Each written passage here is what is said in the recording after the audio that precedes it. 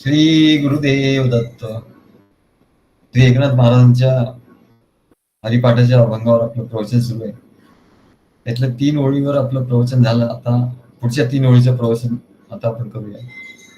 अंतकाळी कोणी नाही बा सांगाती, हरिविण कोणी नाही सोडविता, पुत्र बंधू कांता संपत्तीचे, अंतकाळी कोणी नाही बा सांगाती, साधूचे संगती हर्ष जोडे, कोटी कुळ तारी हरी अक्षरे दोन्ही, एका जनार्दनी पाठ केली, हरिविण कोणी नाही सोडविता, पुत्र बंधू कांता संपत्तीचे, असं सांगितलं. म्हणले ज्यांच्यासाठी हा एवढे क्लेश सहन करतोय म्हणा, एवढे या संसारामध्ये धावपळ करतोय, क्लेश भोगतोय, पैसा पैसा पैसा करतो, ते म्हणले पुत्र बंधू कांता मित्र कुटुंबीय, ते म्हणाले त्यांना त्याची दया येते का म्हणा, तो बिचारा एवढं काम करतो, त्याची दया येते का नाही म्हणले, कोणाला त्याची दया नाही. प्रेमाचा एक धीराचा शब्द नाही म्हणाला की बाबा एवढं तू काम करतोस, ते आमच्यासाठी तू करतोस, एवढं नको करू, एवढं नको थकू, नाही म्हणले एवढं. असे एक प्रेमाचा धीराचा शब्द त्याला ऐकायला मिळतो का? नाही. मग त्याच्या यातना दूर करायला कोणीतरी सहाय्य करायला तयार आहे का? नाही म्हणले, कोणी नाही,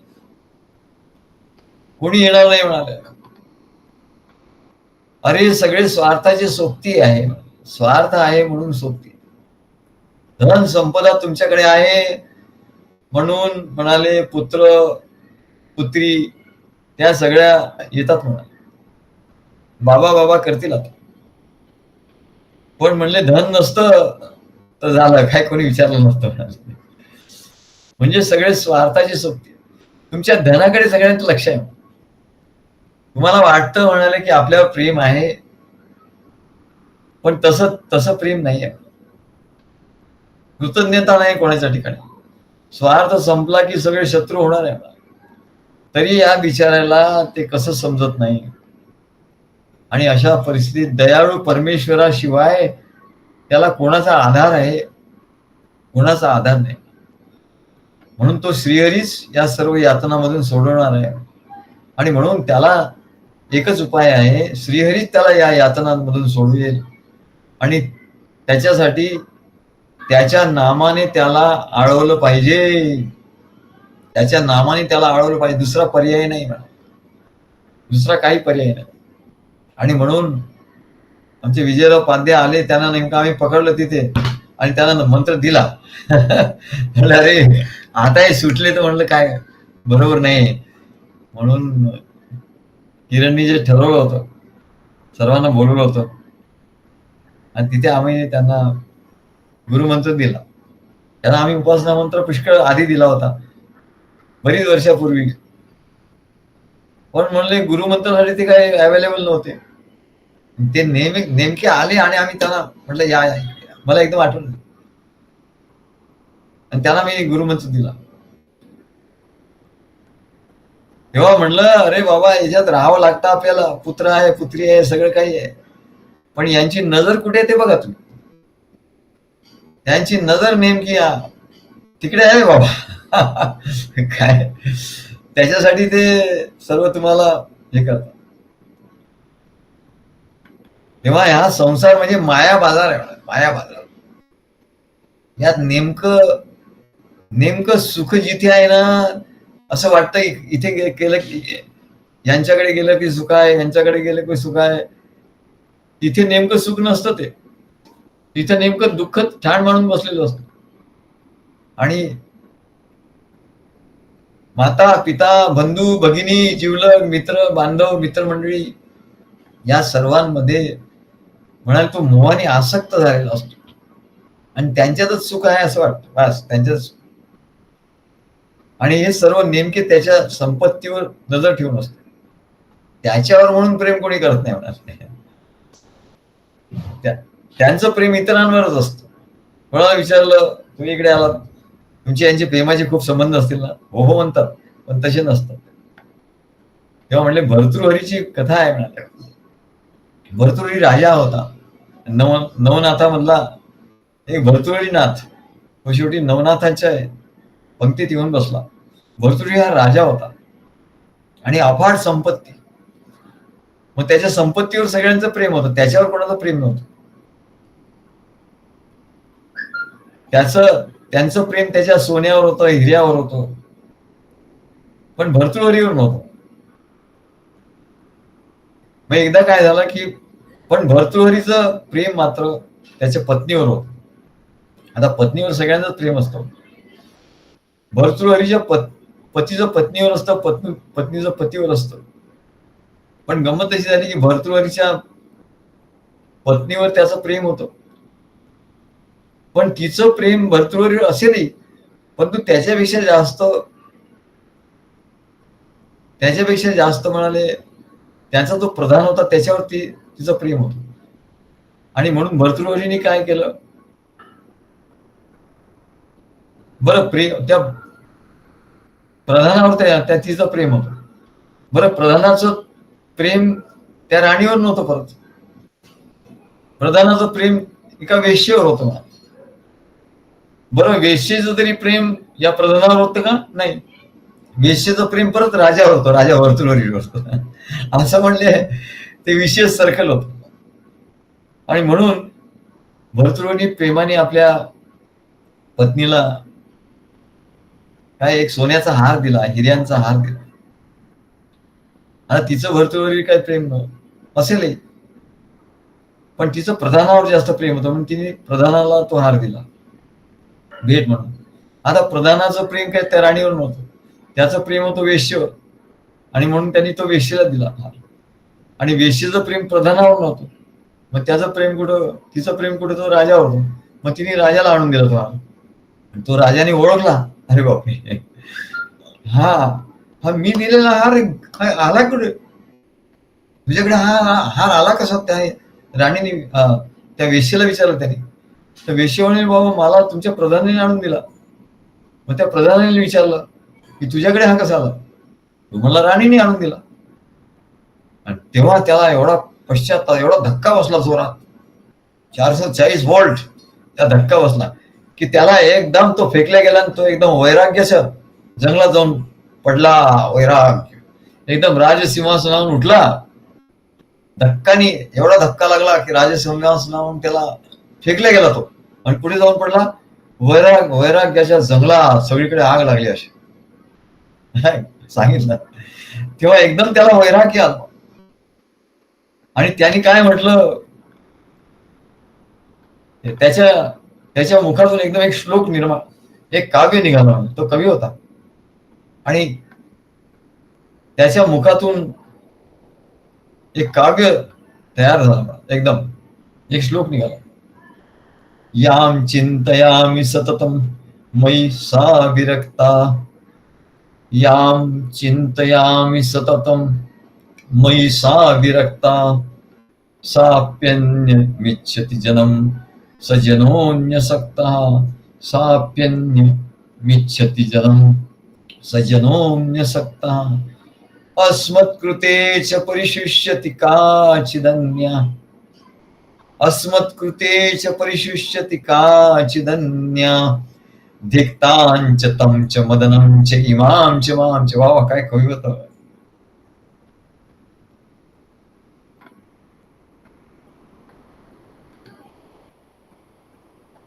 नाही तर म्हणले आताचे कवी आताचे कवी कुठे आणि भर्तृहरी कुठे?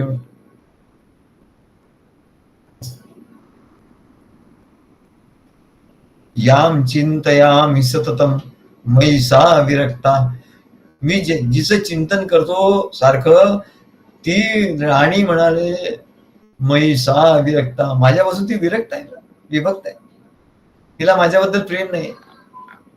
साप्यन्नमिच्छति जनम सजनोऽन्यसक्तः, आणि सा म्हणजे ती ज्या प्रधानाला प्रेमाची इच्छा करते, ज्या प्रधानावर तिचं प्रेम आहे, सजनोऽन्यसक्तः, तो म्हणले आणखी तिसऱ्यातच आसक्त आहे. अस्मत्कृतेच परिशुष्यति काचिदन्या. आणि माझं प्रेम म्हणजे मी सुद्धा म्हणले माझं प्रेम कुठे आहे, तर माझं प्रेम म्हणले त्या वेश्येवर. आणि त्या वेश्येचं प्रेम म्हणले माझ्यावर आहे म्हणा. त्या प्रधानाचं प्रेम वेश्येवर आहे, पण त्या वेश्येचं प्रेम त्या प्रधानावर नाही म्हणा. त्या वेश्येचं प्रेम माझ्यावर आहे म्हणा. बघा म्हणा, आणि माझं प्रेम माझ्या राणीवर आहे. तेव्हा म्हणले हे सगळे घृणास्पद गोष्ट आहे, अत्यंत घृणास्पद गोष्ट आहे. त्याला एवढी घृणा आली. आणि तो काय म्हणाला, धिक्तांच तमच मदनमच इमामच मामच. या सगळ्यांना धिक्कार असतो. धिक्तांच, धिक्तान धिक्तान. त्या मृदुंगावर वाजवताना धिक्तान धिक्तान धिक्तान. धिक्तांच तमच मदनमच इमामच मामच. त्या सर्वांचा धिक्कार असो, त्या सर्वांचा धिक्कार असो आणि माझाही धिक्कार असो. आणि हे सर्व ज्यांनी केलं त्या मदनाचा पण धिक्कार असो. असं म्हणून तो त्याला वैराग्य आला आणि तो सद्गुरूच्या शोधार्थ निघून गेला, अरण्यात निघून गेला. तेव्हा या सर्वांचा धिक्कार असो. अंतकाळी कोणी नाही बा सांगाती, साधूचे संगती हर्ष जोडे. अंतकाळी कोणी सांगाती नाही ना, म्हणून आधीपासूनच साधूचे संगती हर्ष. अंतकाळी साधूची संगती करणार का? आतापासून साधूची संगती असेल ना तर हर्ष होईल म्हणलं. वा वा, तू नेहमी आनंदात असतील, हर्षात असतील. साधूचे संगती हर्ष जोडे. तेव्हा म्हणले अंतकाळी कोणी नाही बा सांग, कोणी तुझ्या बरोबर येणार नाही. सांसारिक संबंधाचं प्रेम किती खोटं असतं, बिगडी असतं. किंवा बऱ्याच वेळेस सांसारिक संबंधाचं प्रेम खरंही असतं. पत्नीचं खरं असतं, पुत्राचं खरं असतं, आपलंही प्रेम खरं असतं, खोटं असतं असं नाही म्हणत. पण ते प्रेम कामाला नाही येत म्हणाले, अंतकाळी नाही येणार कामाला तुझ्या. ते जे प्रेम आहे ना, ते प्रेम तुला अंतकाळी कामाला नाही येणार. अंतकाळी तो यम घेऊन जाईल तर तुला ते कामाला नाही येणार.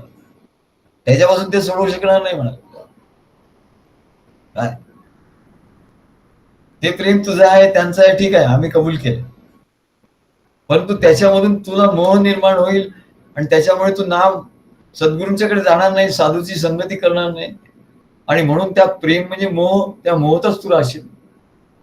आणि अंतकाळी म्हणले तुला कोणी वाचवू शकणार. आमच्या महाराज लिहिलं, कांता पुत्र बंधुजन सोंगे नाटकाची, जगाचा जो सूत्रधार मोहमाया त्याची. कांता पुत्र बंधुजन सोंगे नाटकाची, कांता पुत्र बंधुजन सोंगे नाटकाची. जगाचा जो सूत्रधार मोहमाया त्याची. दत्त दत्त ध्यानी मना वेगे लाग आता. पुरे झाला भव बंध व्यर्थ सारी चिंता. कांता पुत्र बंधुजन सोंगे नाटकाची. कसं खाडकन त्यांनी आपले डोळे उघडले. अरे मग आमच्या महाराजांच्याकडे स्त्रिया पण येतात. महाराज म्हणले हे म्हणताना तर बरोबर नाही वाटत म्हणाले, स्त्रिया म्हणायच्या. कांतापुत्र बनून आम्हालाच वाईट वाटतं म्हणून. कांतापुत्र बनून म्हणजे आम्ही नाटकाची सोंगा आहोत का? तर मग म्हणले, महाराज म्हणाले नाही नाही असं नाही. तुम्ही पुरुष म्हणतील कांतापुत्र बंधुजन सोंगे नाटकाची, असं पुरुषांनी म्हणायचं. आणि स्त्रियांनी काय म्हणायचं? पतिपुत्र बंधुजन सोंगे नाटकाची. तेव्हा हे महाराजांचं पद म्हणताना स्त्रिया वेगळ्या प्रकारे म्हणायचे, पुरुष वेगळ्या प्रकारे म्हणायचे. पतिपुत्र बंधुजन सोंगे नाटका. जगाचा तो सूत्रधार मोहमाया त्याची. म्हणून काय पाहिजे? दत्त दत्त ध्यानी मना वेगे लाग आता. पुरे झाला भव बंध व्यर्थ सारी चिंता. याच्यावर एक उपाय केला आमच्या किरणनी. किरण मुळे यांनी काय केलं, म्हणले सद्गुरू असं करा, ते दत्तमूर्ती आहे ना ते त्या दुकानातच लावा म्हणजे भानगडच गेली म्हणते. काय ते दुकान काय आणि हे काय ते काय, ते दत्तमूर्तीच मला ध्यान राहिलं. काय दत्त दत्त ध्यानी मना वेगी लाग आता, तो म्हणलं मी मला ते ध्यान राहील आणि म्हणून तुम्ही इकडेच स्थापना करा. आधी मला असं वाटलं हे दुकानात कसं काय स्थापना करायची, पण नाही, त्यांचं बरोबर. त्यांना माहिती आहे की ते आपण याच्यात अडकलो की आपल्याला आपण विसरणार, आणि म्हणून इथेच जर असले म्हणजे लोक आठवण करून देतील. लोक म्हणतील हे काय तुमच्याकडे दत्तची मूर्ती आहे, लगेच आठवण होईल म्हणाले. आपण विसरलो तर लोक आठवण करून देतील, आणि लोक नसतील तर आपण दत्तगुरूंच्याकडे बघू, आपल्याला दत्तगुरूची आठवण येते. दत्त दत्त ध्यानी मना वेगी लाग आता. तेव्हा म्हणाले हे नाटक आहे. खाडकन आपले डोळे उघडतात, अरे हे चाललंय ना, आता दुकानात आहोत, काय ग्राहक येत आहेत जात आहेत, पैसे देत आहेत, खातायत पितायत, सगळं काय होत आहे, बोलतोय आपण, पण एकदम एक क्षण असा येतो की लगेच दत्तमूर्ती दिसते. खाडकन डोळे, अरे काय सांगितलं सद्गुरूंनी, हे नाटक आहे, हे सगळे आहे ना, हे येत आहेत, पैसे गल्ल्यात जात आहेत, हे खातायत पितायत आनंद करतायत, पण आपण कुठे आहे, आपण कुठे आहोत. आपण म्हणाले यांच्यात नाही आहोत, आपण दत्तगुरूंचे भक्त आहोत. असे खाडकन डोळे उघडणार काय, आणि त्या मोहामधून आपण पटकन बाहेर येणार. अरे कशासाठी चाललंय म्हणा, सद्गुरूंच्या कार्यासाठी चाललंय. आपण आपल्या याच्यात भुलता कामा नाही म्हणाले. केवढं याच्यात याला नाटक म्हटल्याबरोबर आपल्या घरात आलो, अरे आता नाटक बघा, पत्नी येईल, पुत्र येतील, प्रेम आहे त्यांच्याबद्दल, प्रेम नाही असं नाही आहे, परंतु सगळ्यांना प्रेम असतं, पण ते प्रेम नाही, त्याला मोह म्हणतात. पण जो येतो आणि सद्गुरूंनी सांगितलेला बोध त्याला आठवतो एकदम, अरे हे सगळे तुझे कांतापुत्र बंधूजन, पतीपुत्र बंधूजन, सोंगे नाटकाचे सोंगे, हे नाटक आहे बाबा. पण नाटक आहे त्याच्यामुळे तो काय करेल की त्याच्यात अडकणार नाही, त्या मोहामध्ये. मोह गेला पण प्रेम राहिलं, कारण हे सगळे माझ्या सद्गुरूंचे आहे, यांच्या रूपाने सद्गुरूच आहे. हे प्रेम राहिलं, डबल काम झालं म्हणले आपल्याला. अरे आपला डबल फायदा झाला म्हणा. मोह तर गेला, नाटक म्हटल्यावर मोह गेला, आणि दुसरा फायदा काय झाला, तर सद्गुरू हे सगळे सद्गुरूंचे आहेत, म्हणजे त्यांच्यावर प्रेम कायम राहिलं. अरे तुझं काम झालं म्हणा. म्हणून कोणी कवीने म्हटलंय ना, पांघरशी जरी इथला कपडा, येशी उघडा जाशी उघडा. बरोबर आहे, आम्ही तुझ्याशी सहमत आहोत. हे कवी हे बरोबर तू सांगितलं. एक धागा सुखाचा असत, 100 धागे दुःखाचे.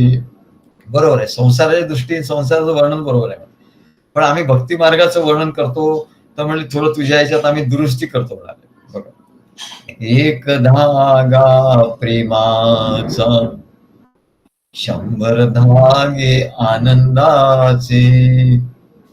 एक धागा प्रेमाचा, 100 धागे आनंदाचे. जर तारी हे वस्त्र भक्ता, जर तारी हे वस्त्र भक्ता, भक्तिमय जीवनाचे, भक्तिमय जीवनाचे. एक धागा प्रेमाचा, असं म्हणजे दुरुस्ती केली आहे तिच्यात. तेव्हा तात्पर्य काय, तर अंतकाळी कोणी आपल्या सोबत येऊ शकत नाही. हा त्यांचा दोष नाही म्हणा, ही त्यांची मजबुरी आहे, मर्यादा आहे. याचं उदाहरण म्हणजे काय, मृत्यू येईल तेव्हा म्हणले एक वर्ग असा दिसेल की ज्यांची धाव तिजोरीकडे जाईल म्हणाले. सर्व त्याच्या तिजोरीकडे पडतील. किती फंड आहे, किती बँकेत शिल्लक आहे, किती व्यवसाय आहे, याचीच भाषा तिथे होणार, आणि भांडणं होणार सर्वांची. एक जण तरी बरोबर यायला तयार होईल का नाही म्हणतात. फार तर स्मशानामध्ये पोचवायला येत, प्रेताला हार घालतील, मिरवणूक काढतील, वर्तमानपत्रात बातमी छापतील, पिंडदान करतील, पण सांसारिक दृष्टीने ज्यांचं प्रेम आहे म्हणजे त्यांना मोहामुळे फार दुःख होईल. आता दुसरा वर्ग असा आहे की ज्यांचं मोहाचं प्रेम आहे त्या व्यक्तीबद्दल त्यांना दुःख होईल, मात्र पत्नीला दुःख होईल, पतीला दुःख होईल, मुलांना दुःख होईल, दुःख होईल म्हणतात. अगदी जवळचे जे आहेत त्यांना दुःख होईल. म्हणून म्हणतात धनंच कोष्ठे पशवाहाच गोष्टे भार्या गृहद्वारी जन्म स्मशानी देहश्चितायाम परलोक मार्गे कर्मानुगो गच्छति जीव एक. म्हणजे धन तुझं कमावलं ते राहील म्हणले बँकेत. पशुवाहाच्या गोष्टी गाई गुरु आहे ते म्हणजे गोठ्यात बांधलेली आहे.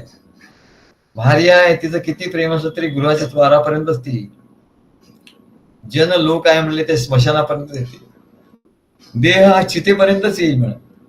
आणि परलोकाच्या या मार्गाने म्हणजे तू जे कर्म केले आहे आजपर्यंत, तू नाम घेतलाय की नाही घेतलाय हा हिशोब होईल म्हणजे. कर्मानुगो गच्छति जीव एका.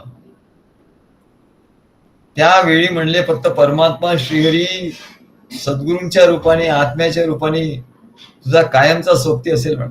तेव्हा फक्त सद्गुरूच येतील तुझ्याबरोबर.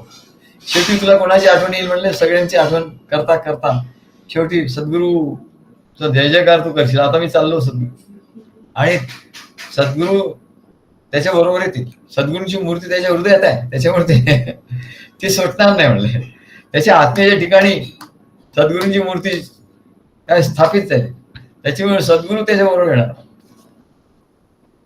आणि म्हणून म्हणले त्याला कडकडून मिठी मारली पाहिजे, ती कधी सुटली नाही पाहिजे. आणि म्हणून त्याच्या असं होण्यासाठी सर्व जीवनच त्याचं आधीपासूनच त्याचे प्लॅनिंग पाहिजे म्हणा. वेळेवर नाही होत म्हणाला. त्याच्यावर प्रेम कायमचे बसले पाहिजे, त्याच्या प्रेमाची कायमची गोडी लागली पाहिजे. त्याचं सदैव त्याचं नाम, त्याचं स्मरण, त्याच्याच कथा गायल्या पाहिजे. संसाराच्या कथा नाही, त्याच्याच कथा गायल्या पाहिजे. आणि शेवटी त्याच्या दर्शनाशिवाय जीव व्याकुळ झाला पाहिजे. हे सगळं झालं की मग म्हणले परमेश्वर प्रसन्न होईल. आणि परमेश्वर प्रसन्न होऊन काय करेल,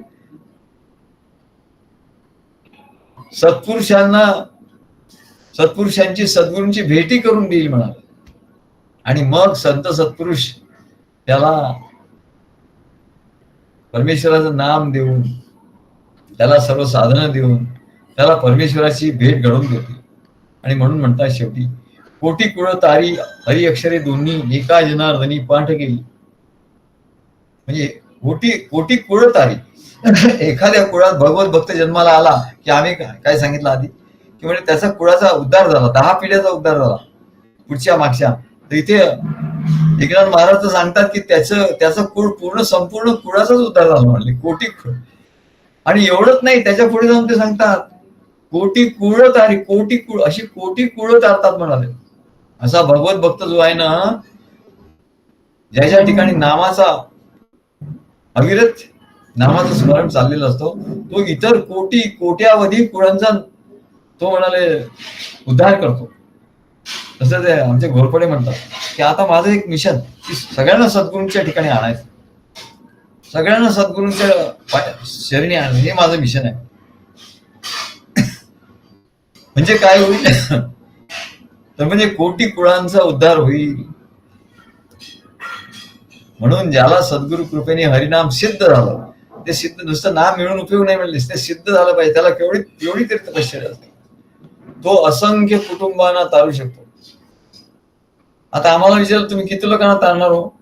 जेवढे येतील तेवढे.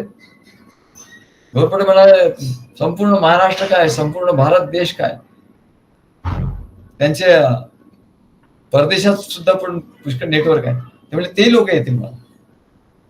म्हणजे सर्व जगाचा उद्धार करण्याचा. आणि म्हणून त्यांना जगद्गुरु असं म्हणतात. जगद्गुरु हे पदवी नाही म्हणले, जगद्गुरु जगाचा उद्धार करण्याचं त्यांच्या ठिकाणी सामर्थ्य असतं. आणि म्हणून हे हरिनाम महात्म्य श्री एकनाथ महाराजांना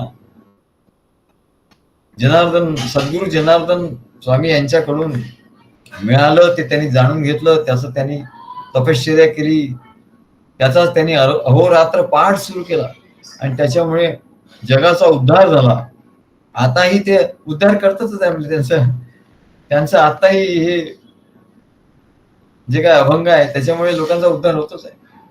नामाविण मुख सर्पाचे ते बीळ, जिव्हा नव्हे काळ सर्प आहे, वाचा नव्हे नाम जळो त्याचे जिणे, यातना भोगणे यमपुरी, हरिविण कोणी नाही सोडविता, पुत्र बंधू कांता संपत्तीचे, अंतकाळी कोणी नाही बा सांगाती, साधूचे संगती हर्ष जोडे, कोटी कुळ तारी हरी अक्षरे दोन्ही, एका जनार्दनी पाठ केली.